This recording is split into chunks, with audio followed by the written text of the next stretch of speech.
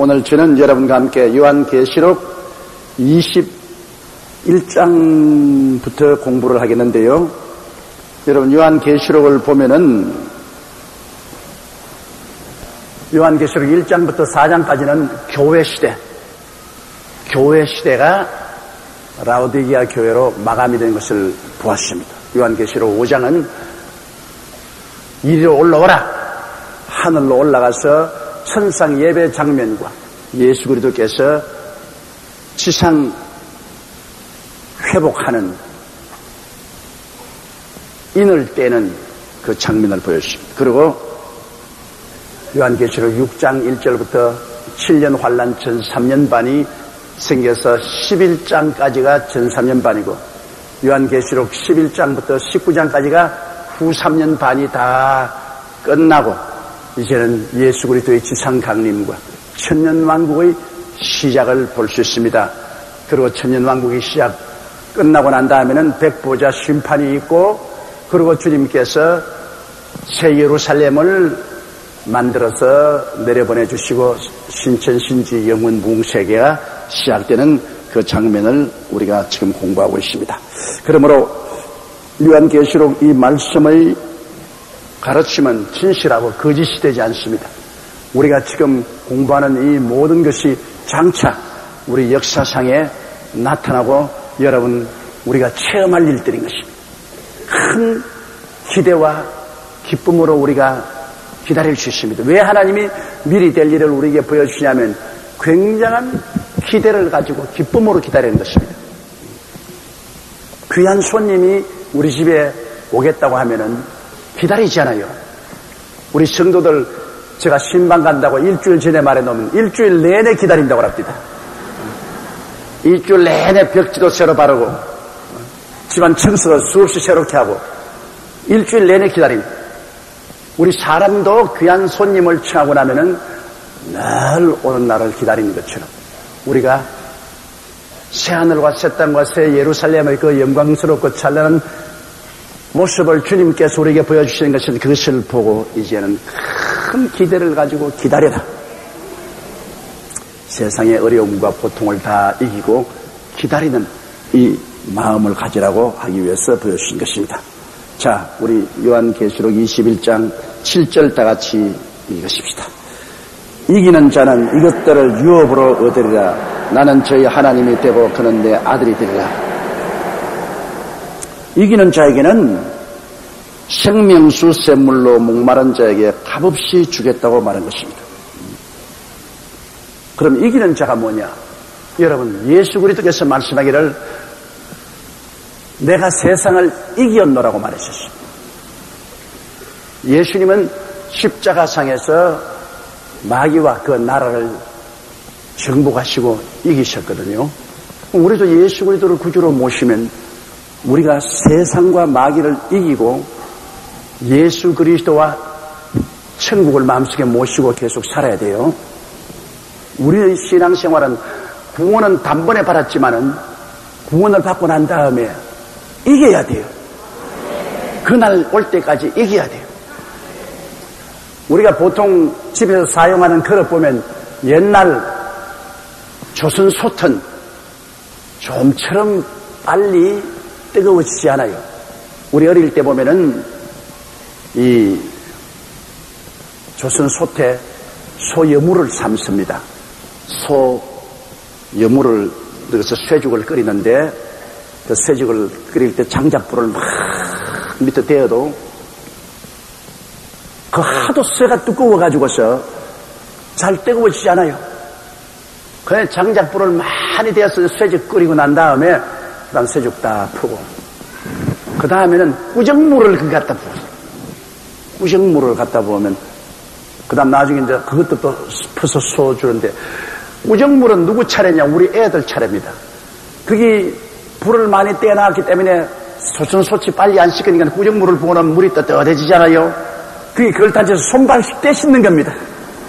지금 생각하면 기가 막히지. 그 맑은 물도 아닌 순 꾸정물을 갖다 부어놓고 거기 보면 막 밥찌꺼기도 있고 김치 먹다가 남은 것도 있고 뭐 그런 거 다 있는데 우리 어릴 때는 왜 그렇게 손과 발이 더럽고 트는지 모르겠어요. 겨울이 되면 막 손도 쫙쫙쫙 갈라지고 발도 쫙쫙 갈라지고 그냥 피가 줄줄 났어요. 요사이는 안 그런데 그때는 왜 그런지 모르겠어요. 영양실조가 돼서 그런지. 그 학교 가면은 선생님이 손 내놔! 그럼 불이 났게 침을 뱉어갖고 그러면 막 붉게 돼가지고서 형편없죠. 그래가 선생님이 손빠르게 매도 맞고 그럽니다. 저는 그 조선소도에 걸터 앉아가지고서 누나하고 나하고 손발과 뼈를 씻던 것이 오랜 추억으로 남아있습니다. 누나하고 나하고 많은 이야기를 하는 것은 언제나 조선소도에 걸터 앉아가지고서 그 일에 있으면 여기 하나 걸터 모양고 손발을 넣어놓고 그 이제 불어서 그 때 씻으면서 여러 가지 학교 이야기, 선생님 이야기, 집안 이야기, 또 마음에는 꿈 이런 이야기를 합니다.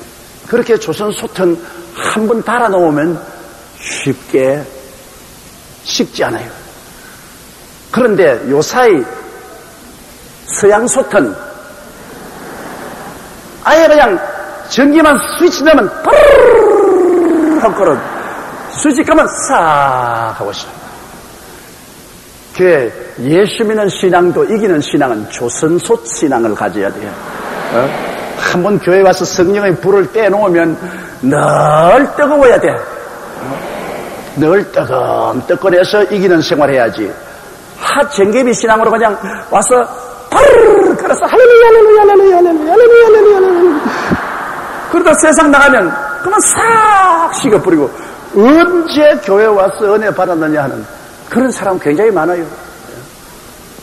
이러므로 신앙이라는 것은 인내심이 바로 그 신앙인 것입니다. 당장 나는 산기도 가서 은혜 받았다고 와서 막 뛰고 꿀리는 그 사람이 10년, 20년 예수 믿는 사람보고 아유 저 엉터리 봐라. 지금 차이도 아니고 덥지도 않다고 손가락질하지만은 그렇지가 않습니다.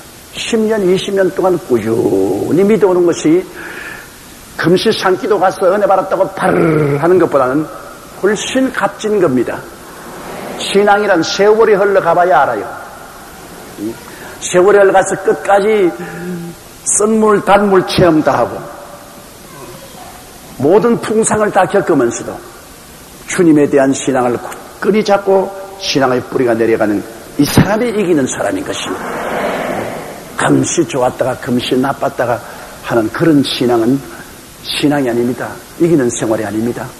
이러므로 이 성경에는 이기는 자는 예수 그리스도를 구주로 모시고 더우나 추우나 변함없이 꾸준히 믿음을 견지하는 그 사람에게는 하나님께서 친하나님이 되시고 그리고 하나님이 생명수 샘물로 값없이 채워주겠다고 말씀하십니다. 여기 보니까 나는 저희 하나님이 되고 그는 내 아들이 되리라. 그는 내 딸이 되리란 말이 없어 섭섭한데 그런데 성경 어느 곳을 보아도 부활해서 딸이 있다는 말은 없습니다. 부활하면 전부 그리스도의 형상을 닮아간다 하니까 그리스도는 딸이 아니고 아들이지. 그러니까 천당 가면은 딸이 없이 전부 그리스도의 형상을 닮은 아들. 그리고 예수님께서도 말씀하기를 천국에 올라가면 시집도 가지 않고 장가도 가지 않고 모두 천사와 같은 것이다. 내가 옛날에 한국의 모 장로교 교회 부흥회를 인도하려 했는데 그때는 부흥회 가면 목사님 사택에 있었어요. 그 목사님 사택에 있으면 사모님이 밥을 해서 그 목사님하고 저 겸상을 했어요. 이렇게 먹고. 그때는 그 목사님이 나이가 은퇴할 나이 거의 다 돼서 70이 거의 가까웠는데 아주 존경스러운 목사님. 그래 그 사모님은 뭐 지금 생각하니까 한 여신 한 6, 7쯤 됐어요. 그런데 뭐 그때 옛날에는 막 그쯤 되면 파파 할머니입니다. 요사이는 뭐 70이 돼도 그렇지 않은데 파파 할머니요. 밥을 지어와서 우리가 다 겸상을 같이 먹었어요. 그 목사님, 사모님 나하고 같이 이제 식사를 하는데 그 목사님이 나보고 물어요. 조 목사, 천당에 올라가면 정말 시집도 아니 가고 장가도 아니 가나? 그래서 목사님이 나보다 탁월하게 훌륭한 목사님이고 오래 목회하신 목사님이 성경에 있는 그대로 믿어야지요. 그러니까는 내 마음이 너무 안타까워. 왜 그러겠냐? 자기 부인한테 나 이 사람 마음에 안 맞은 여자하고 결혼해가지고서 한평생 목회하면서 내가 얼마나 속이 끓었는지 몰라.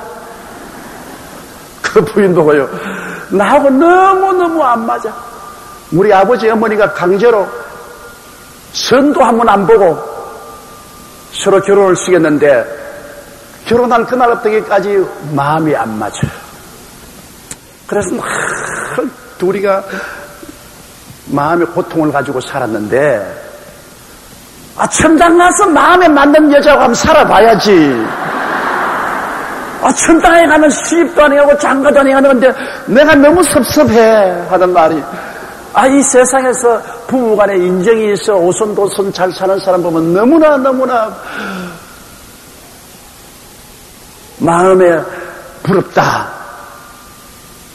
그러니까 그 부인은 가만히 앉아 밥을 나보고 목사님 괜히 저래요. 나는 뭐 결혼하고 덤덤하게 잘 살았어요. 자기가 자꾸 저렇게 하지. 내야 뭐 덤덤하게 뭐 결혼하고 그렇게 다 좋았다가 안 좋았다가 그럴 거 뭐가 있습니까? 덤덤하게 그저 자식 낳고 사는 거죠 뭐. 그러니까 저것 보라고. 저러니까 재미가 없다고. 한평생 재미가 없다. 네, 그게 기억이 납니다. 그래서 그 목사님 사모님이 다 천당 갔는데 지금 천당에서 내 이야기 듣고 계신지 모르겠습니다만 그 질문을 한 사람이 많습니다. 천국에 가면은 그곳에 시집도 가고 장가도 갑니까? 그럼 천국에 가면은 부모 형제를 다 알아볼 것입니까? 물론 여러분 천국 가면 부모 형제도 알아보죠. 몰라보면 뭐 천국에 먼저 간 사람 우리가 여기 섭섭하게 생각하지 말라고 하는 성경 말씀이 필요 없죠. 예수님 데려오실 때 다 같이 데려오겠다 했으니까. 그러나 관계가 지금과 같이 이런 관계가 아닙니다. 천국에 가면 저분이 내 부모였고 내 형제였고 내 처자였고 그런 관계, 세상에서는 관계는 알지만은 그러나 천국에는 새로운 관계가 이루어지는 것입니다. 새로운 관계. 그 새로운 관계는 우리가 세상에 살던 이러한 육적인 관계가 아니라 영적인 관계로 맺어지기 때문에 우리가 상상을 할 수 없죠. 그러나 더 그리스도 안에서 깊은 사랑과 은혜 속에 서로 관계가 맺어질 것입니다. 이러므로 그 관계에 대해서는 우리가 성경에 말을 안 했으니까 모르지만은 하나 확실한 것은 천국엔 모두 다 아들들이 된다는 것입니다. 그래서 여러분들도 천국에는 아들들이 되는데 세상에서 여성으로 살아간 것은 참 좋은 것 같아요. 왜? 여성도 돼보고 남성도 돼보고 세상에는 여성이 돼보고 천당에는 아들도 돼보고 좋지 않아요. 그래서 하늘나라에 가서는 예수님 말씀한 대로 시집도 아니하고 장가도 가니하고 인구 폭발이 될 위험이 없습니다. 왜? 천당에도 결혼하면 자꾸 자식 나오니까 사람 수가 많아질 거 아닙니까? 하늘나라에는 구원받은 사람 그 수대로 영원히 살 것입니다. 그렇기 때문에 신비의 베일이 가려 있으므로 천국 가면 어떨 것인가 그러한 마음에 굉장한 호기심이 있는 것입니다. 8절요. 그러나 두려워하는 자들과 믿지 아니하는 자들과 흉악한 자들과 살인자들과 행음자들과 술객들과 우상숭배자들과 모든 거짓말하는 자들은 불과 유황으로 타는 못에 참여하리니 이것이 둘째 사망이라. 여러분 여기에 불과 유황으로 타는 못에 참여한다는 것은 정말로 너무나 몸서리칩니다. 그냥 불이 아닙니다. 유황불이니까 어마어마하지 않아요? 소돔 고모라 성에 불과 유황이 빛처럼 쏟아져서 소돔 고모라 성이 없어져 버리지 않았습니까? 그러니까 이 영적인 고통의 처소를 물질적으로 도저히 설명할 수 없기 때문에 가장 뜨겁고 냄새나고 고약한 것이 유황불 아닙니까? 그런 우리 육신으로서 지금 유황불에 던지음 같은 그런 고통을 영적으로 셋의 뭉토기 당할 것이라고 말하고 있습니다. 인간의 운명이란 지극히 높아져서 하나님 아버지와 그 아들 예수 그리스도와 함께 천국에서 영원히 살 수 있는 그런 존재도 될 수 있고, 지극히 낮아져서 지옥에 떨어져서 불과 유황으로 타는 못에 세세토록 고민을 하고 고통을 당할 수도 있습니다. 그러므로 한 번에 생각하면 너무나 영화롭지 않은 다른 면으로 생각하면 너무나 무섭습니다. 구원받지 못할 바에는 사람이 안 태어나는 것이 얼마나 좋지요. 죽어서 없애버리면 뭐 편안하지 않아요. 안 없어지니까 이 세상에서 행한 모든 죄가가 영원한 불꽃 가운데서 심판을 받으니까 그게 문제죠. 여러분, 손 밑에 가시가 하나 들어가도 밤새도록 쏘아서 잠을 못 잡니다. 불과 유황으로 탄 못에 들어가서 밤새도록 낮새도록 새새 뭉토록 고통당하는 것 절대 쉽지 않습니다. 그런데 누가 들어가느냐? 두려워하는 자들이 제일 먼저 나옵니다. 여러분, 두려워하는 것은 뭡니까? 하나님을 사랑하지 않기 때문에 두려워하는 것입니다. 예수 믿고 하나님을 사랑할 두려움이 없습니다. 로마서 8장 15절에 너희는 다시 무서워하는 종의 영을 받지 아니하였고 양자의 영을 받았으므로 아바 아버지라 부르느니라. 양자의 영을 받아 하나님을 아바 아버지라고 부르는 사람은 무서워하는 종의 영을 받지 않았습니다. 예수 믿고 아버지 하나님의 성령을 모신 사람이 왜 하나님을 두려워합니까? 우리 친아버지인데 아버지를 사랑하고 존경하지, 아버지를 피하는 두려운 대상은 아니지 않습니까? 요한 1서 4장 18절에 사랑 안에 두려움이 없고 온전한 사랑의 두려움을 내어 쫓나니 두려움에는 형벌이 있음이라. 두려워하는 자는 사랑 안에서 온전히 이루지 못하느니라고 말한 것입니다. 우리가 아버지 하나님과 예수님을 사랑하면 두려워할 필요가 없어요. 그러나 우리가 두려워하면 하나님 아버지와 그 아들 예수님을 사랑하지 않기 때문에 심판을 두려워하는 것입니다. 우리가 지금 뭐 심판이 다가와도 겁날 것 없어요. 하늘에 유황불이 떨어지고 땅이 큰 소리 떠나가도 두려워할 필요 없어요. 왜? 우주와 만물을 주장하는 하나님이 내 아버지고 예수님이 내 구주이기 때문에 두려울 것 없어요. 우린 편안해요. 갈릴리 바다에 풍랑이 일어나서 배가 침몰할 위기에 처했어도 제자들이 예수님 떠났을 때 두려워했지. 예수님을 잠에서 깨워 일으키고 난 다음에는 두려워하지 않았었어요.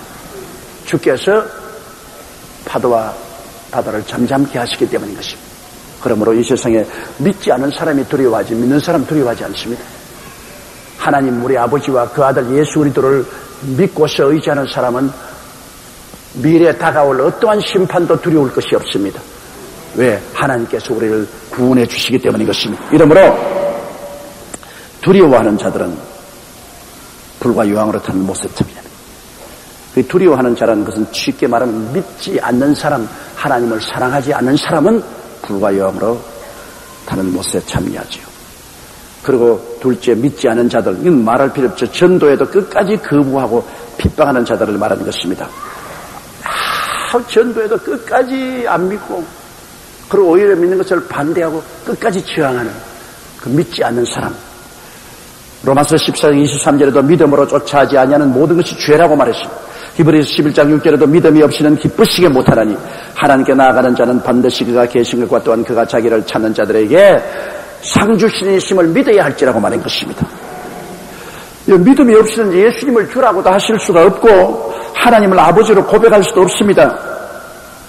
이러기 때문에 이러한 사람이 둘째 사망, 불과 유황으로 탄 못에 들어가는 것은 마땅한 일이죠. 그런데 왜 안 믿는지 내가 알 수가 없어. 우리는 옛날 어릴 때 예수 안 믿을 때도요, 마음에 늘 믿고 싶은 마음이 있어. 어릴 때부터 뭘 믿어야 되겠다. 자관, 그때는 난 예수님 몰랐으니까 부처라도 믿어야 되겠다. 정 아니면 나무라도 믿어야 되겠다. 그런 그 마음에 믿음에 대한 간절한 소원이 있었어요. 그렇기 때문에 예수 그리스도의 전도를 바라고 진리를 알아서 쉽게 믿었는데 끝까지 전도에도 안 믿으려고 하고 그냥 세상만 쫓아가는 사람들이 있어요. 그동안 43년 동안 목회하면서 수많은 사람에게 전도해 보았는데 끝까지 저항하는 사람이 있습니다. 한 사람은 암으로 죽어가는데 병원에 그 부인이 하도 간청해서 내가 가서 전도하니까 그 사람 하는 말이 나는 당당하고 용감하고 사나이답게 지옥에 가지 그렇게 나약하게 하나님이여 날 살려주십시오 도와주십시오 그렇게 안 하겠다. 이야 내가 놀랐어요. 내가 믿으면 구원을 받고 천국하고 믿지 않으면 지옥에 갑니다. 그러므로 꼭 구원을 받으니까 나는 당당하게 지옥에 가지 까짓것 하나님께 살려달라고 뭐라 하더라 애꿎게 그렇게 빌고 말이야 그런 비급하게 안 하겠다. 나는 그때 그 사람 보니까 정말로 이렇게 무지막지하게 불신앙하는 사람이 있구나. 그 사람 나중에 죽었어요. 죽었는데 지금은 아마 지옥에 가서 후회할 겁니다. 지가 유황불 속에 들어가서 용감하기는 뭘 용감해. 그리고 그 다음에 세상 물질에 탐닉된 사람 안 믿어요. 그분도 역시 암으로 죽어가는데 내가 가서 예수 믿으라고 탁 붙였는데 전자는 그분 착한 사람이에요. 예, 알았습니다. 예. 또 기도하면 또 눈도 감고 기도 받아요. 그러고 난 기도 딱 끝마치면 자기는 부인 보고 빨리 배 사라게 배 사가지고서 물건을 만들어서 수출해야지. 공공에서 들어온 LC가 어떻게 됐냐? 이거 금시까지 내가 전도하면 또 다 듣고 아주 자상스럽게 듣고 예, 그러면요.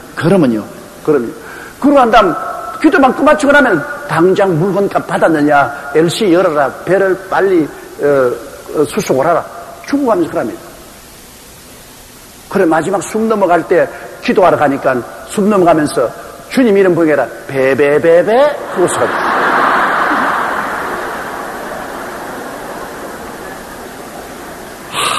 참 그것도 너무 불쌍해. 죽어가면서 배배배 수출해서 뭐합니까 여러분? 이 세상의 부귀영화 공명이 무엇입니까? 잠시 있다 사라지는 안개 아닙니까? 거기에 온 운명을 걸어놓습니다. 이 세상 물질에 온 운명을 걸어. 전도에는 관심이 없어요.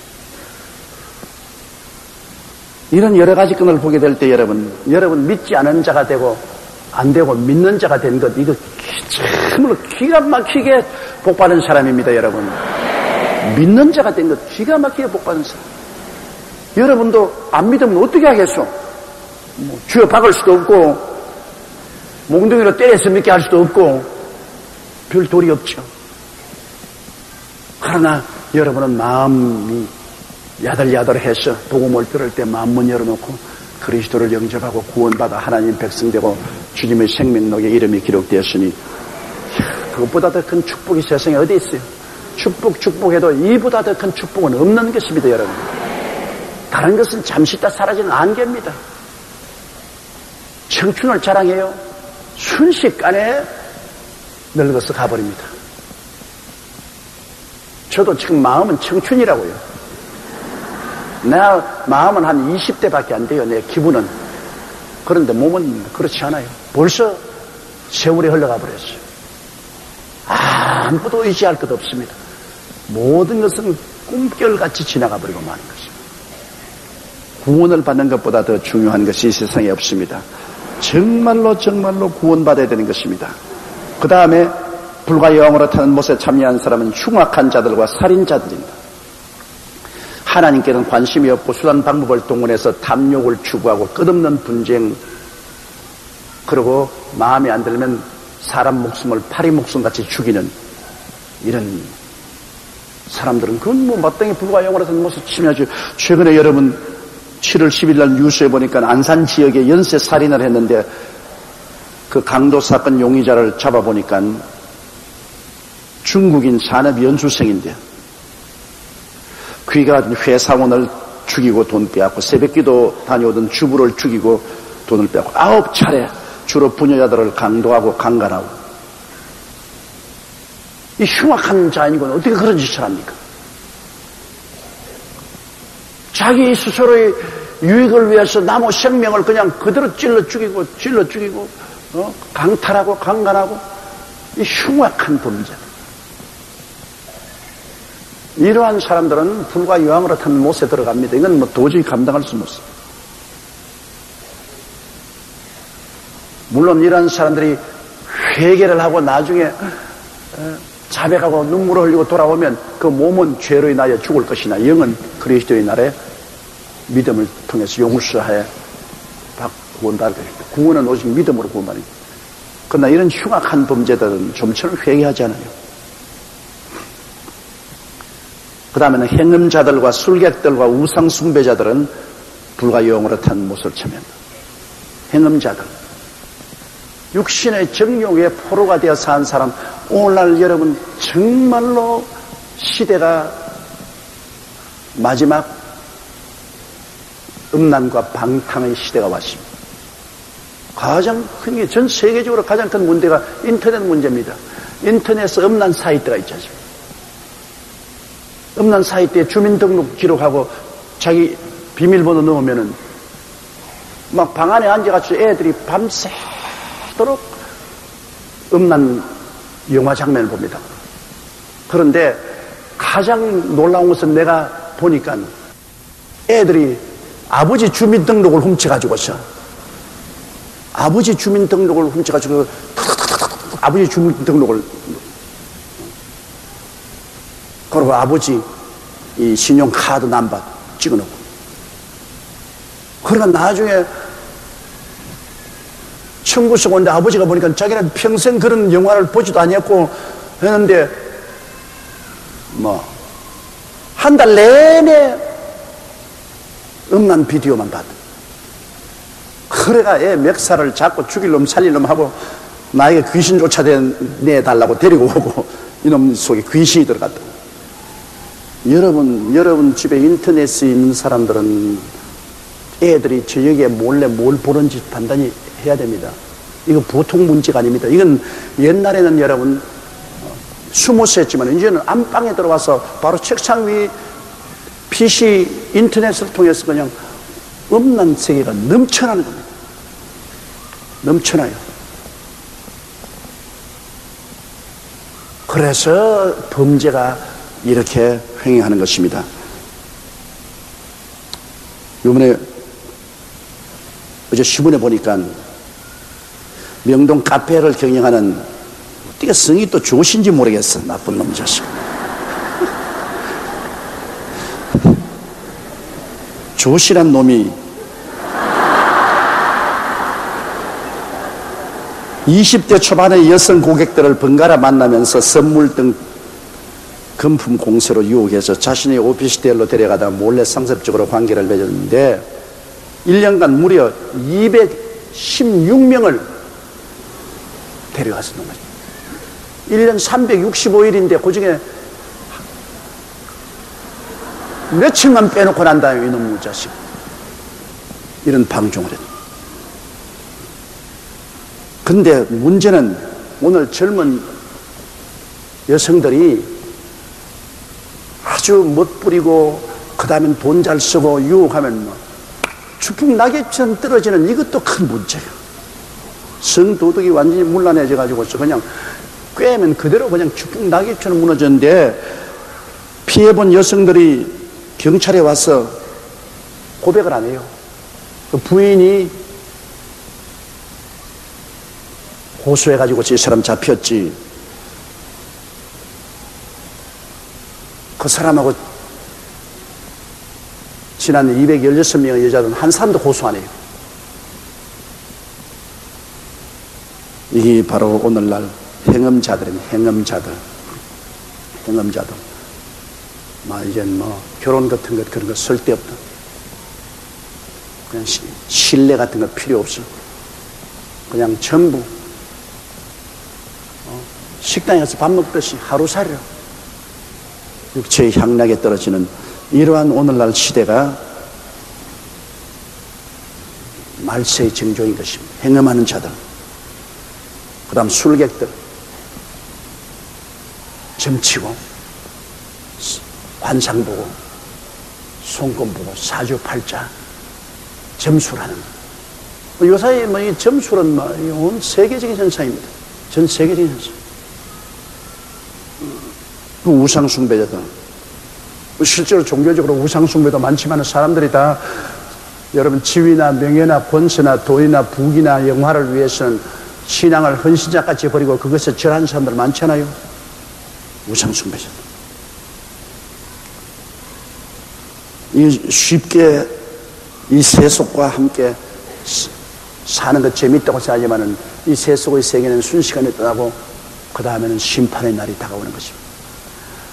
아담과 하와가 에덴 동산에서 쫓겨난 그날부터 시작해서 세상이 만들어진 것입니다. 이 세상은 뭐냐? 하나님이 없는 곳이 세상입니다. 마귀와 아담과 하와가 합쳐서 하나님 없이 만들어 놓은 문화는 이 세상에 타락한 문화입니다. 죄악이 관영한 문화입니다. 세상의 음란과 방탕과 유혹이 관영한 곳입니다. 슬픔과 고통과 질병이 꽉 들어 찬 곳입니다. 저주의 문화요, 사망의 문화입니다. 하나님 없는 곳에는 마귀가 임금 노릇하기 때문에 마귀는 여러분 자기 성격대로 나타나지 않습니까? 더러운 마귀는 더러운 마귀니까 온갖 더러운 짓은 다 하죠. 이름 있는 더러운 짓을 하죠. 악한 것이니까 온갖 흉악한 살인, 강도, 강간, 더러운 건 다 하죠. 거짓말 것이니까 온갖 거짓말 다 하죠. 점치는 것이니까 온갖 우상숭배, 술수 다 하죠. 그리고 병들게 하는 것이니까 온갖 약하고 병든 것 다 하죠. 이 세상 문화는 여러분 귀신의 문화입니다. 귀신이 배후에서 일해가지고서 귀신의 문화를 만들어 놓은 것입니다. 사람들이 아무리 교육을 받아도 귀신이 들어와서 그 교육을 부패하게 만듭니다. 인간이 아무리 과학을 발전시켜도 그 부패하고 예술을 만들어도 부패하고 그 속에는 언제나 귀신의 부패 문화가 들어와 있습니다. 그러므로 이 세상에는 소망이 없어요. 이 세상이 귀신의 문화에 잡혀있는 이 세계는 하나님 보시길 때는 무지무지하게 더러운 곳입니다. 이건 불과 여왕으로 탄 못으로 던져버릴 수밖에 없습니다. 우리는 예수 그리스도 안에 들어오면 성령의 문화가 만들어지는 것입니다.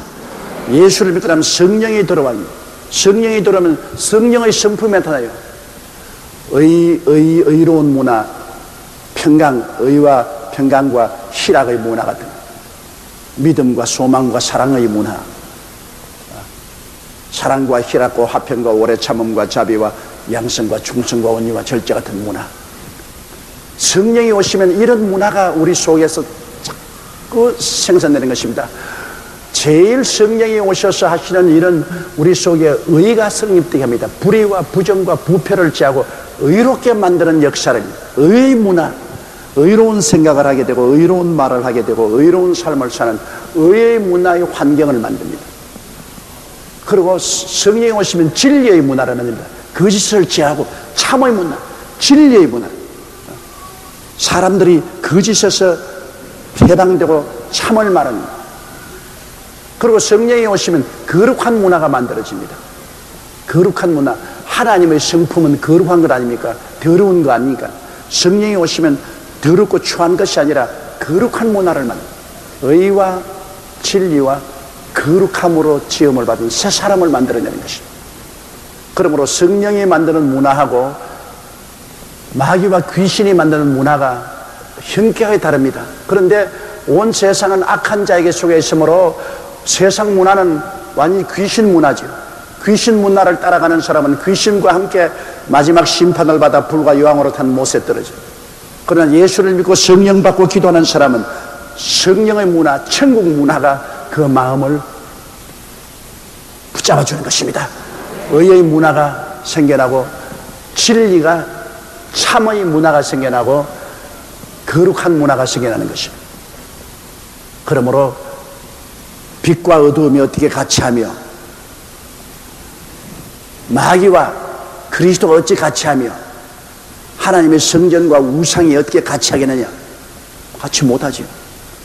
그러므로 우리는 이 땅에 살면서 성령과 더불어서 끊임없이 귀신 문화하고 싸우는 것입니다.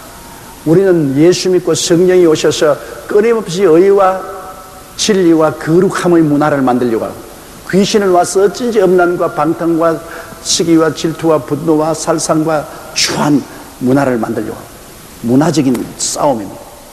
싸움.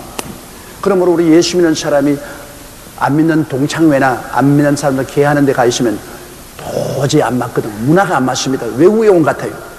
말도 안 맞고 외국에 온 것 같아요. 그러니까 자연적으로 거기 갈 수가 없어. 또 안 믿는 사람이 믿는 사람 갖다 놓으면 도저히 무슨 말인지 알아듣지도 못하고 마음에 괴로워 견딜 수가 없어요.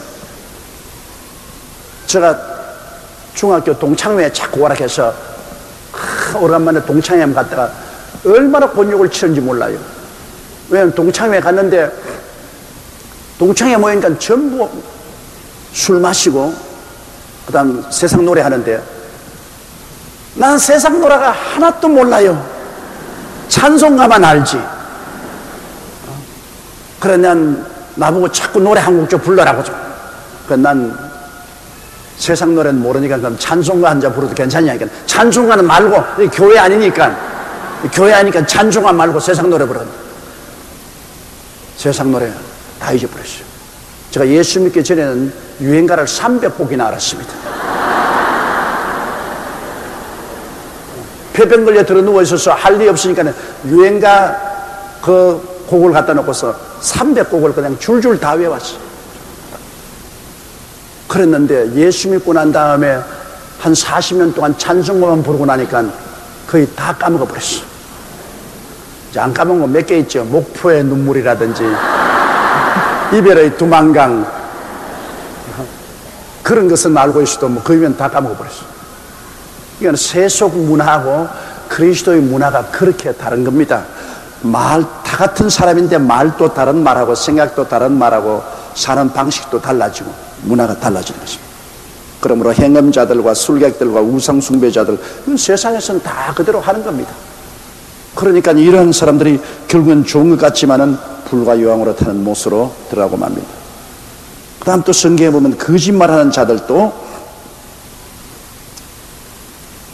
불과 유황으로 타는 못으로 들어갔는데 야 큰일 났구나. 그럼 나는 뭐 거짓말 많이 하는데. 여러분 예수 믿는다고 해서 거짓말 안 할 수는 없어요. 조금씩은 흰 거짓말 다 해요. 이게 거짓말하는 자들은 입만 열면 거짓말하는 자들입니다. 마귀 속성 모두 불과 유황의 못에 영혼이 증가하는데요.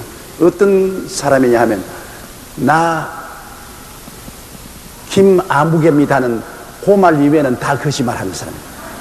내가 어떤 분에게 물었습니다. 그 사람 어떤 사람이냐, 그 사람 자기 이름이 김아무개 그 말 이외에는 전부 거짓말이니까 믿지 마라 그래요. 그러니까 우리 예수 믿는 사람은 싸우는 사람입니다. 참말을 하고 살려고 몸부림을 치고 싸우는 사람이고, 예수 안 믿는 사람은 아무 저항 없이 그저 거짓말을 그대로 하는 사람. 믿는 자와 믿지 않는 자가 뭐가 다르냐? 믿는 자는 고민하는 사람이고 죄 안 짓고 살아야지고 고민하는 사람이고, 믿지 않은 자는 뭐 고민 하나도 없이 술술 죄를 짓는 사람이에요. 내가 불광동에 있을 때 그 홀로 돼서 자녀들을 기르는 아주머니인데요. 보통이 장사를 알뜰이면서 보통이 장사. 그분이 전도를 받아 예수 믿고 난 다음 외롭다가 예수를 믿고 하나님 아버지라니까 얼마나 기뻐하는지 눈물을 흘리고 새벽기도 열심히 나오고 철야기도 나오고 성령 충만히 받고 한때 그렇게 좋아하더니만 그 다음 나에게 와서 목사님 나는 예수 믿고 난 다음에 제일 처음엔 좋더니만 이제 너무너무 괴로워 못 믿겠습니다. 보통이 장사를 하자니까 나는 거짓말을 해야 돼요. 참말을 하면 내가 물건이 안 남아요. 그러니까 뭐 보통의 장사인데 뭐 크림도 가지고 칫솔, 치약도 가지고 하는데 예를 들어 말하면 본전이 2원인데 본전이 5원이라 그러고 그러니까 7원 받아야 된다. 자기 하는 말이 목사님 옛날에 내가 예수 믿기 전에는 마음이 편안했다고요. 어때 거짓말을 해도 물건 팔면 편안한데 이제는 괴로워 못 견디겠어요. 그렇게 하고 난 다음 오면 이게 가슴이 탁탁한 게 그냥 와서 주님이여 내가 죄를 용서해 주시고 울고 불고 기도하는데 그 이따가 또 장사하면 또 그렇게 해야 되고 또 마음에 고통해야 되고 이러니 나 도저히 못 믿겠습니다. 나 이제 애들 다 키워놓고 이제 장사 안 할 때까지 좀 방학하겠으니까 용서해 주십시오. 그때 내가 그 자매님과 한 말이 있습니다. 자매님, 믿는 자는 고민하는 자고 안 믿는 자는 고민 안 하는 자입니다. 믿는 자는 죄를 짓고 고민하는 사람, 자꾸 회개하죠. 안 믿는 사람은 죄를 짓고도 고민하지 않습니다. 그게 차이가 있습니다. 고민하는 사람은 믿는 자고 안 믿는 사람은 고민을 안 합니다. 죄를 짓고 자꾸 고민하게 되는 사람은 조금씩 안 짓게 됩니다. 그러나 죄를 짓고도 전혀 고민하지 않은 사람은 그건 나아질 수가 없습니다. 뭐 사람들이 종종 왔습니다. 아유, 뭐 예수 믿는 뭐 장로도 뭐 집사도 말이야 뭐 다 도둑질해 먹고 횡령 다 하더라 그러네. 그래요? 뭐 장로가 되고 집사가 됐다고 당연 천사는 된 건 아니에요. 그 사람들도 마귀의 유혹이 있고 마귀의 꾀니까 넘어가요. 그러나 다른 점이 있습니다. 그건 왜냐? 장로나 집사나 성도가 죄를 짓고 난 다음에는 고민을 합니다. 회개를 하고 고민을 해요. 그래서 나물 훔쳐먹고 이 뇌물을 먹더라도 주여 먹나이다 용서하여 주옵소서. 그러고 먹는 사람은 많이 못 먹어요.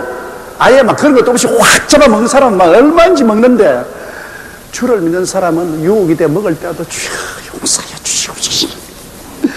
내가 조금만 먹을 테니까 용서하여 주시옵소서. 그렇게 된 사람은 나중에 회개하게 되고 점점 좋아지지 않습니까? 예수 믿다고 해서 당장 그 자리에서 천사가 된 것은 아닙니다. 믿음으로 용서받고 구원받았으나 그 다음 선결하게 되는 것은 시간이 걸립니다. 또 때를 씻고 또 회개하고 또 넘어지면 또 씻고 또 회개하고 계속 그러면서 조금씩 나아지는 겁니다. 구원은 믿음으로 받지만은 상급은 여러분이 변화받아야 상급을 받는 것입니다.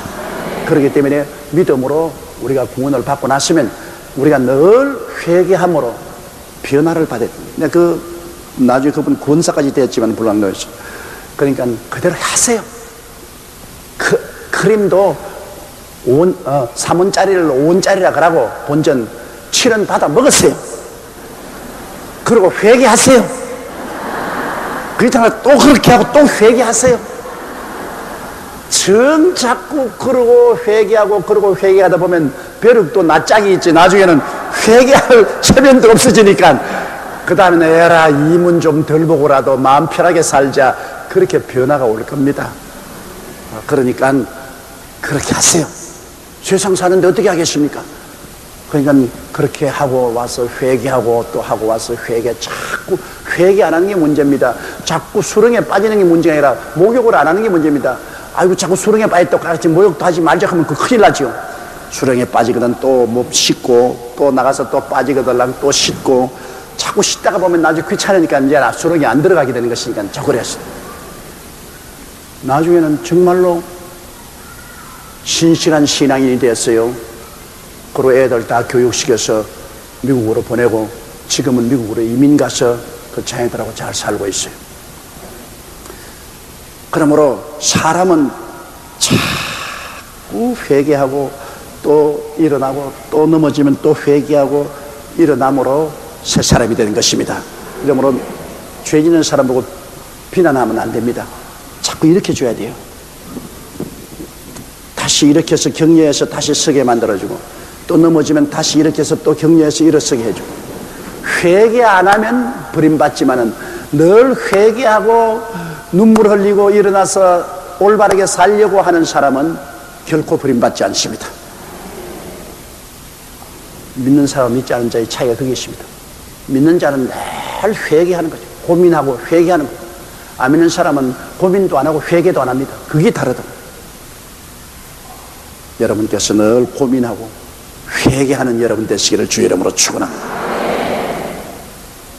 이 거짓말한 자는 내가 하는 말은 전문적으로 거짓말하고 고민도 안 하고 회개도 안 하는 것을 말하는 것입니다. 거짓말하고 난 다음 고민하고 회개하는 사람은 거기에서 벗어나게 되지만은 고민도 하지 않고 회개도 안 하고 전문적인 거짓말만 하면은 그건 안 되죠. 인생이 세상에 살면서 꼭 참만만 하고는 못 살아요. 다윗도 보십시오. 다윗도 블레셋 사람에게 사울에게 쫓겨서 블레셋 사람에게 잡혀서 블레셋 왕 앞에 갔을 때 침을 수염으로 흘리고 몸을 기둥에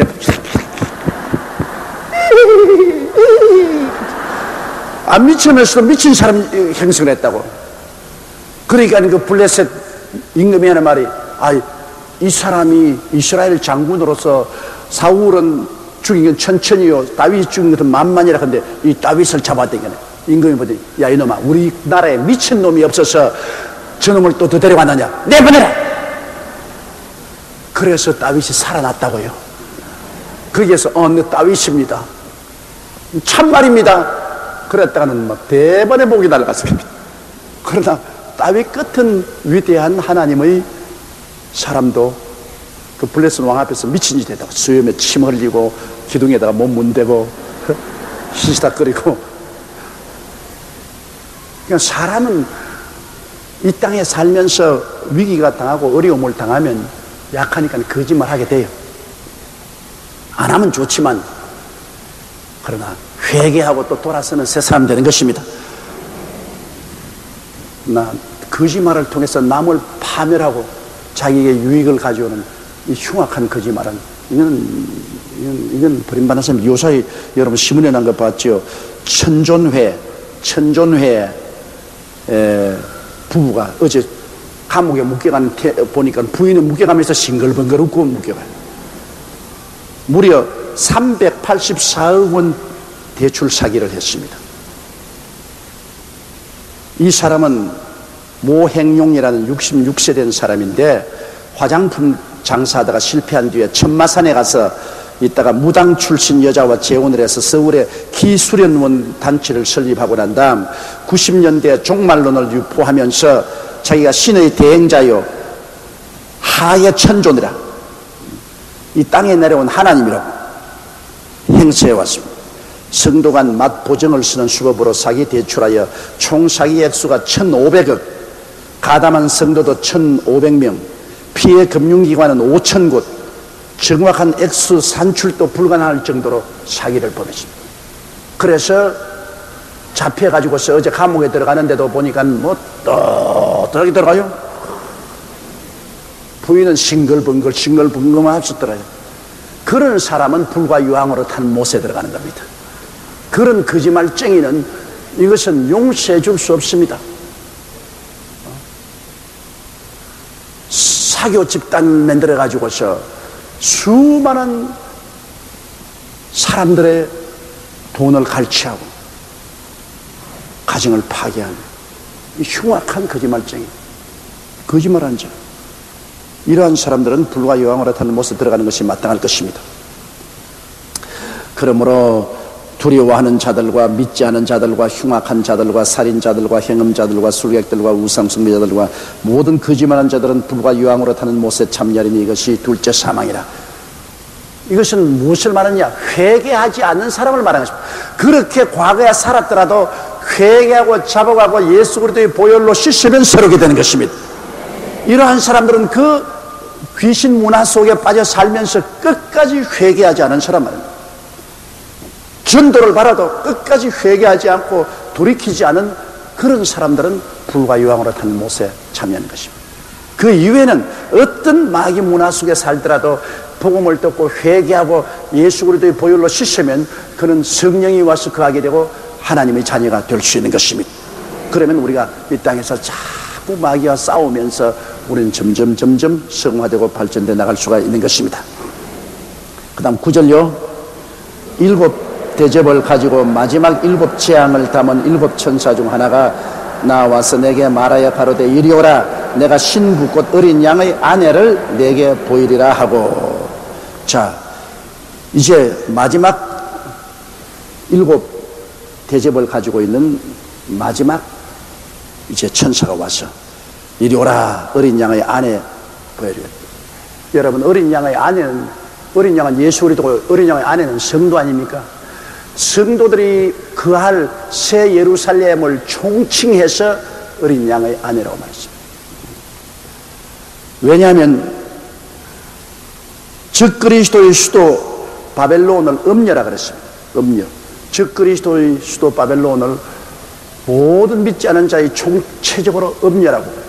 새 예루살렘에는 예수 그리스도와 그 신부들이 들어가 살 곳이기 때문에 그 신부들이 들어가 살 새 예루살렘을 총칭해서 예수 그리스도의 신부, 어린 양의 신부라고 했습니다.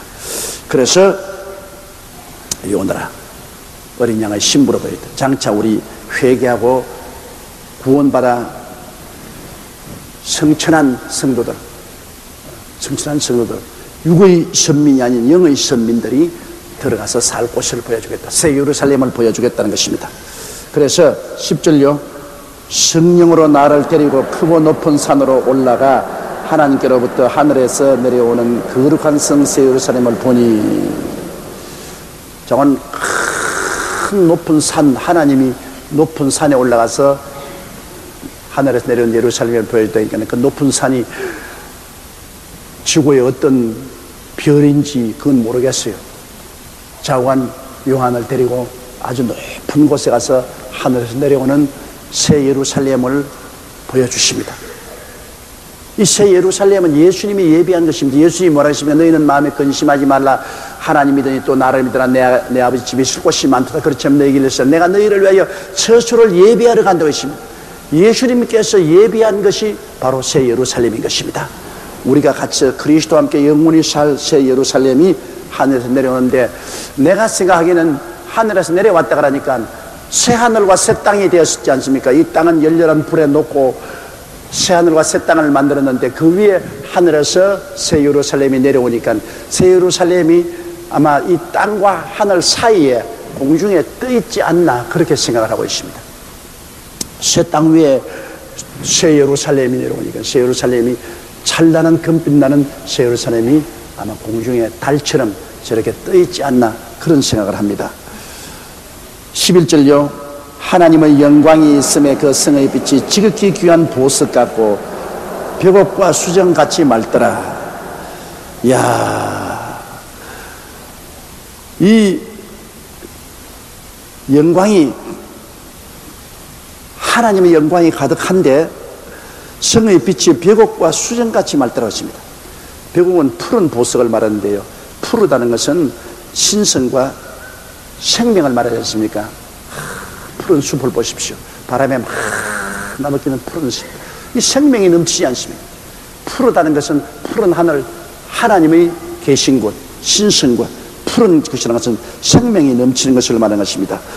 바로 그 새 예루살렘은 영원 무궁한 생명을 공급하는, 무한한 신성과 만족과 무한한 생명이 넘치는 그러한 곳입니다. 진선미의 그 아름다운 하나님의 영광에다가 벽옥하고 수정과 같이 그런 아름다운 세계가 내려오게 됩니다. 요사이도 여러분 새로 건물 짓는 데 보면 벽을 우리 CCM 빌딩처럼 전부 유리로 해놓으면 참 보기 좋지 않습니까?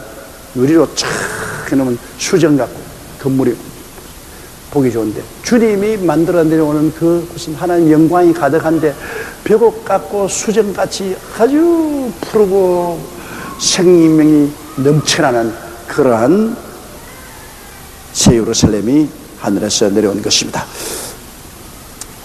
근데 12절 보십시다. 크고 높은 성곽이 있고 12문이 있는데 문에 12천사가 있고 그 문들 위에 이름을 썼으니 이스라엘 자손 12지파의 이름들이라. 그 성이 내려오는데 큰 성곽이 둘러싸여 있어요. 우리 서울 저 주위에 옛날에 한성 성곽이 있었던 것처럼 새 예루살렘을 둘러싼 성곽이 있는데 크고 높은 성곽이 있고 또 12문이 있는데 문에 12천사가 있더라. 옛날에 이스라엘 백성이 광야에서 행진할 때 하나님 법궤를 중심으로 해서 동의 세 지파, 서의 세 지파, 남의 세 지파, 북의 세 지파 12지파가 하나님의 성전을 옹위해서 이렇게 걸었지 않습니까? 그와 같이 이 새 예루살렘에는 동서남북에 각각 문이 3개씩 있어요. 동해 3개, 서해 3개, 남해 3개, 북에 3개 있는데 그 문 곁에 12천사가 있어요. 12문이 있는데 문에 12천사가 서 있고 그 문들 위에는 이름을 썼으니 이스라엘 자손의 12지파의 이름들이 문 위에 있어요. 12문 위에는 12지파의 이스라엘의 이름이 있고 그 기초에는 또 12사도의 이름이 있어요. 그러니까 이 새 예루살렘은 무엇이냐? 처음 출발이 하나님의 언약은 12 이스라엘 지파로부터 천국이 이루어져서 완성된 것은 12사도로부터 완성됐으니까요. 그러므로 새 예루살렘의 그 문에는 12지파의 이름이 있고 기초에는 12사도의 이름이 있어요. 그래서 하나님의 구약과 신약을 합친 선민이 거하는 처소라, 그것을 보여주고 있는 것입니다. 13절 보십시다. 동편의 세 문, 북편의 세 문, 남편의 세 문, 서편의 세 문이니, 아까 제가 말한 것처럼 하나님의 성전이 성막을 광야에서 옮길 때 반드시 12지파 중에 동의 세 지파, 서의 세 지파, 남의 세 지파, 앞에 북의 세 지파, 3, 4, 12 12지파가 옹이하고 간 것처럼 이제는 이 새 예루살렘도 문이 동의 세 문, 서의 세 문, 남의 세 문, 북의 세 문 이렇게 해서 12문이 있고 그 문 위에 12지파의 이름이 기록되어 있습니다. 그 다음 14절요. 그 성의 성곽은 12기초석이 있고 그 위에 어린 양의 12사도의 12이름이 있다는 것입니다. 그 문의 기초는 12사도고 그 위에는 12지파고, 그래서 12지파는 구약 성도를 말하고 12사도는 신약 성도를 말해요. 그러므로 그 안에 들어가 있을 사람은 구약에서 구원받은 성도들, 그리고 신약에서 구원받은 성도들, 구원받은 성도들이 들어가서 거하는 것이 이 새 예루살렘 아름다운 처소인 것입니다. 그 다음 15절요. 내게 말하는 자가 그 성과 그 문들과 성곽을 청량하려고 금갈대를 가졌더라. 자, 그 성이 얼마나 큰지 이제 한번 봅시다. 이 어마어마하게 큰 성이에요. 이 천당이 얼마나 크냐. 그런데 여기 보면은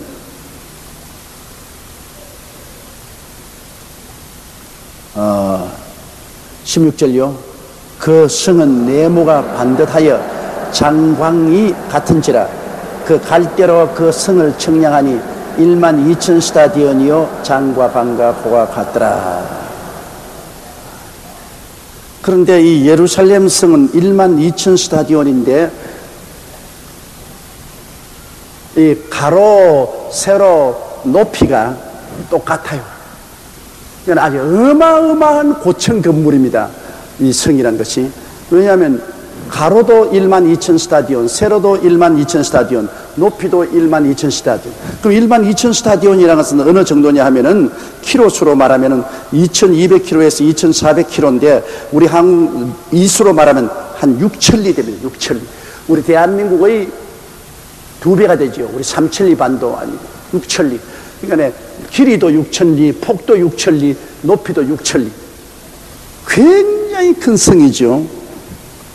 그런데 이것을 요사이 현대 도시 인구 밀도 기준으로 계산을 해보면 인구가 얼마나 수용될 수 있느냐? 500억 명이 수용될 수 있어요. 500억 명이. 그러니까 아담 하와로부터 시작해서 마지막까지 구원받은 사람 다 들어가도 남아요. 지금 지구에 사는 사람이 지금 60억 인구라 그러지 않습니까? 60억.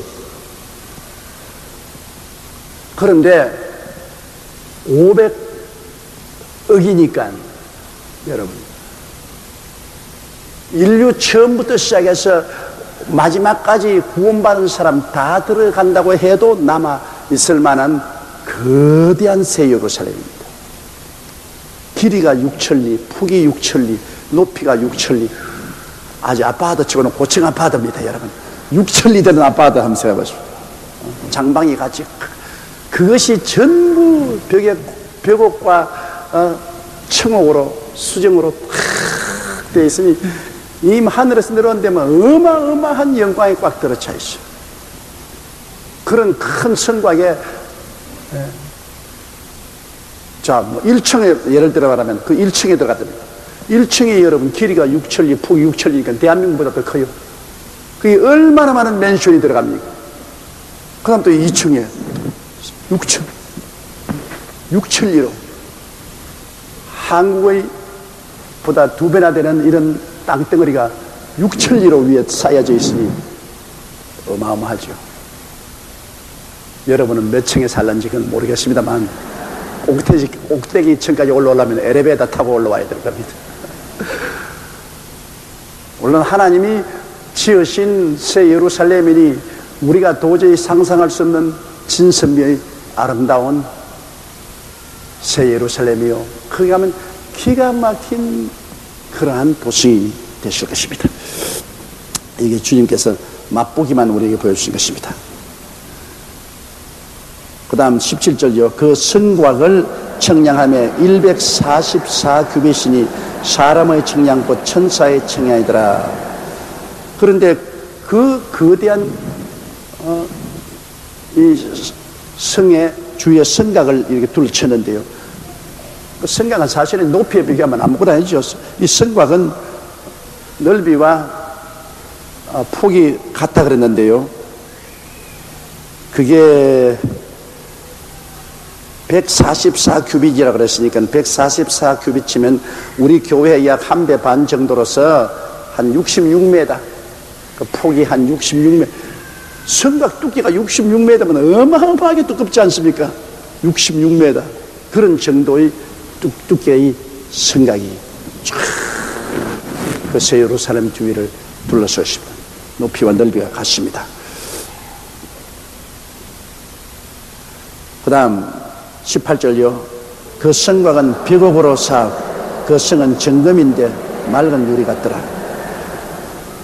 그 성곽이 아주 푸른 벽옥으로, 여러분, 푸른 벽옥이 6천리로 뻗었으니 이게 어마어마하지 않습니까? 6천리로 동서사방으로 성곽이 뻗었습니다. 벽옥이. 그리고 그 안에, 성 안에는 정금으로, 유리 같은 정금으로 되어 있다는 말씀입니다. 그 성은 정금인데 맑은 유리 같더라. 아주 맑은 유리 같은 금은 여러분 신성을 말하고, 임금님이 되어서 이 금띠를 띠고 금면류관을 쓰지 않습니까? 금은 신성을 말하고 왕을 말하는 것입니다. 그러므로 우리는 그 안에 들어갈 땐 다 왕 같은 재상으로 들어가서 그곳에 살게 되는 것입니다. 19절요.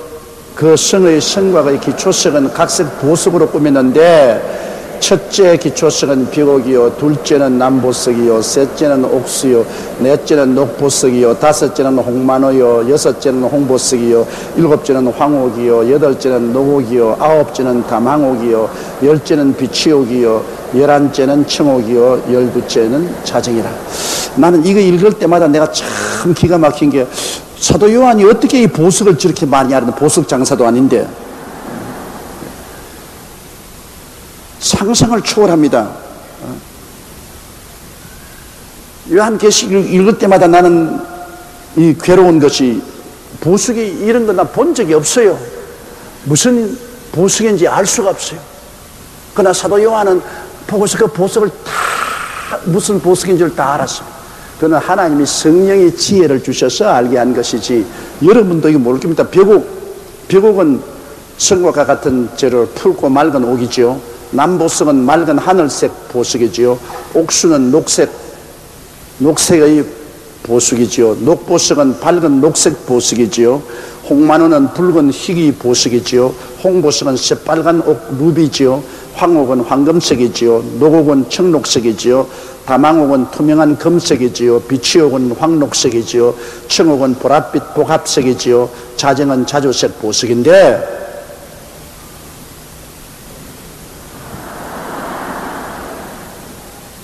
나는 이런 것 뭔지 모르겠어요. 그러나 전부 다 여기 보니까 주로 옥이 많습니다. 옥, 벽옥, 그 다음에는 옥수, 그 다음에는 황옥, 녹옥, 다망옥, 비치옥, 청옥, 자정. 그러므로 주님께서 이 기초석을 12사도의 이름을 기록한 기초석을 그 성격에 따라서 아름다운 이 보석으로 기초석을 만들기 때문에 이 성곽의 기초석을 보면 희양찬란하고 좋을 것입니다. 그 일일이 그 보석의 의미는 무엇인지 저는 그건 모르겠습니다. 21절요. 그 12문은 12진주니 문마다 한 진주요 성의 길은 맑은 유리 같은 정금이더라. 12진주문입니다. 진주문. 문은 진주문으로 만들어요. 그 진주문으로 들어가야 된다. 그 의미가 좀 있습니다. 왜냐하면 진주라는 것이 여러분 땅에서 파는 보석이 아닙니다. 진주가 어떻게 만들어집니까? 진주 조개 속에 이런 조그마한 모래나 불순물이 들어가면 진주 조개의 혀가 파헤치지 아프지 않아요. 그러니까 자꾸 거기 액체를 내놓아서 액체를 내놓아가지고서 그거를 감싸요. 감싸니까 나중에 동글동글한 아름다운 진주가 되잖아요. 그래서 인조 진주를 만들 때는 진주 조개를 갖다 와서 일부러 거기에다가 모래알 같은 무슨 이런 불순물을 넣어주잖아요. 그러면 조개가 그걸 아프니까 그걸 자꾸 액체를 내서 감아가 진주를 만들죠. 우리 그리스도의 신자들은 우리가 세상에 살면서 고통이 다가오잖아요. 고통이 다가오면 우리가 기도로서 자꾸 감싸면 진주가 돼요. 아무 고통도 안 다가오면 기도를 안 하잖아요. 그렇잖아요. 고통이 다가오면 기도를 하게 돼요. 그렇기 때문에 우리 예수 믿는 사람에게 끊임없이 크고 적은 고통이 다가오는 것은 여러분의 생애가 진주가 되기 위해서 그런 것입니다. 고통이 다가올 때야 금식하고 철회하며 부르짖어 기도하고 눈물을 흘리고 그런 동안에 그 기도가 나와서 고통을 감싸서 여러분 인격이 진주로 변화되는 것입니다. 진주문으로 들어간 사람은 진주가 된 사람만 들어갈 수 있습니다. 이 땅에서 기도로서 변화된 사람들만 그 진주문으로 들어가죠.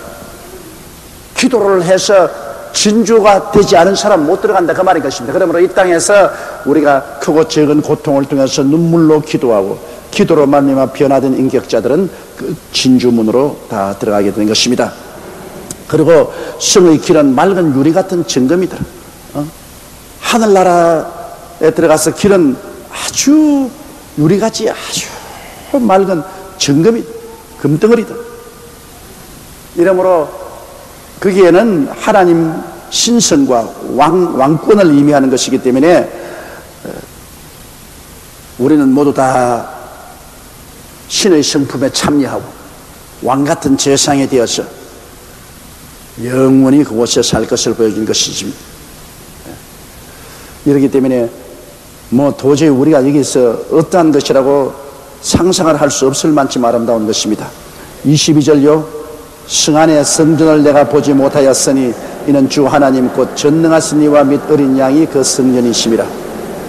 옛날에 이스라엘 12지파 가운데는 성전이 있었고 또 예루살렘에 성전이 있어서 거기에 하나님이 계셔서 죄인들을 와서 제사 지내고 만났지만 이제 새 예루살렘에는 여러분 죄인이 없습니다. 하나님 아버지와 어린 양 예수와 함께 우리는 그 신부로서 한 가족입니다. 가족이니까 성전이 필요 없어요. 함께 사는데 아버지와 아들과 우리 성도들이 함께 살기 때문에 성전이 필요가 없습니다. 그 새 예루살렘 전체가 성전인 것입니다. 우리는 하나님과 함께 그 전체가 성전이기 때문에 따로 하나님 만나러 갈 필요가 없어요. 23절요. 그 성은 해나 달의 비침이 쓸데없으니 이는 하나님의 영광이 비치고 어린 양이 그 등이 됐습니다. 지금은 해가 비치고 달은 등대 아닙니까? 햇빛을 받아서 달이 비치잖아요. 그러나 새 예루살렘에는 하나님 아버지가 영광의 광채입니다. 하나님 아버지가 얼마나 큰 광채겠습니까? 그리고 예수님은 아버지의 광채를 받아서 우리에게 비추는 등대입니다. 예수님 하나님의 영광의 광채시여 그 본체의 형상인데 하나님은 빛이시라 그의 어두움이 없다 했습니다. 하나님은 큰 빛인데 그 빛을 예수님이 받아가지고서 우리에게 비춰주시는 것입니다. 하나님 빛의 원천 되시는 하나님, 그 빛을 받아서 우리에게 비추는 등대 대신 예수 그리스도가 같이 계시므로 해나 달이나 이런 거 필요 없어요. 발전소도 필요 없고요. 거기는 밤이 없지요. 하나님의 영광이 그리스도를 통해서 찬란하게 환하게 밝게 비치고 있는 것입니다. 24절요. 만국이 그 빛 가운데로 다니고 땅의 왕들이 자기 영광을 가지고 그리로 들어오리라. 이제 이 땅에는 야곱의 후손들이 베트라성에서 살아남은 사람들이 이 땅에서 이제 죽음이 없이 영원히 살기 때문에 인구가 얼마나 많이 늘어간지 몰라요. 그래서 지구에서 꽉 들어차면 수성, 금성, 지구, 화성, 목성, 토성, 최한성, 해안성, 양성 만국이 이루어질 겁니다. 왜? 마귀도 없고 죄도 없기 때문에 그냥 사람은 안 죽으니까 육의 선민은 끊임없이 늘어가요. 끊임없이. 그러나 영적인 선민인 우리들은 새 예루살렘에서 그리스도와 함께 다스리는 자리에 있고 육의 선민은 끊임없이 늘어갑니다. 그 육의 선민들이 그 왕들과 함께 하나님을 예배하러 새 예루살렘에 들어와요. 25절요. 성문들은 낮에 도무지 닫지 아니하리니 거기는 밤이 없으므로. 밤이 없으니까 성문은 닫지 않고 그냥 흐문은 열려있어요. 26절요. 사람들이 만국의 영광과 존귀를 가지고 그리로 들어오요. 만국의 영광, 온 우주의 영광을 다 가지고 새 예루살렘에 들어와서 인사를 옵니다. 그리스도와 우리는 왕노릇하죠. 다스림을 받는 모든 지상의 왕들과 그 모든 사람들은 모든 영광을 가지고서 새 예루살렘에 찾아와서 예배드리러 오는 것입니다. 27절요. 무엇이든지 속된 것이나 가증한 일 또는 거짓말하는 자는 결코 그리로 들어오지 못하되 오직 어린 양의 생명책에 기록된 자들뿐이라. 이게 다시 한번 강조해서 말합니다. 이 세상에서 속된 사람이나 가증한 사람이나 거짓말하는 자, 죄인들, 회개하지 못한 사람은 불과 여왕으로 한 못에 들어있지 그 성에는 절대로 못 들어옵니다. 그건 절대로 못 들어옵니다. 오직 회개하고 구원받은 어린 양의 생명책에 기록된 영적 선민하고 육적 선민만 거기 들어온다. 우리는 영적 선민이고 이스라엘 야곱의 후손들 살아남은 사람은 육적 선민. 어린 양의 생명책에 기록된 영적 선민이나 육적 선민은 거기 들어오지만은 구원받지 못한 사람은 결코 그 속에 들어오지 못한다고 말씀하고 있습니다. 우리 계시록 21장에 계속해서 그 천국에 대한 설명이 있으니까 다음 수요일 날에 그것에 대해서 배우겠습니다. 이하간 여러분과 제가 이제 며칠 후 그 아름다운 곳에 들어가게 되실 것입니다. 여의도 순복음교회 수요일 날 성경부에 나온 여러분들은 한 사람도 나고자가 없게 되기를 주의 이름으로 축원합니다.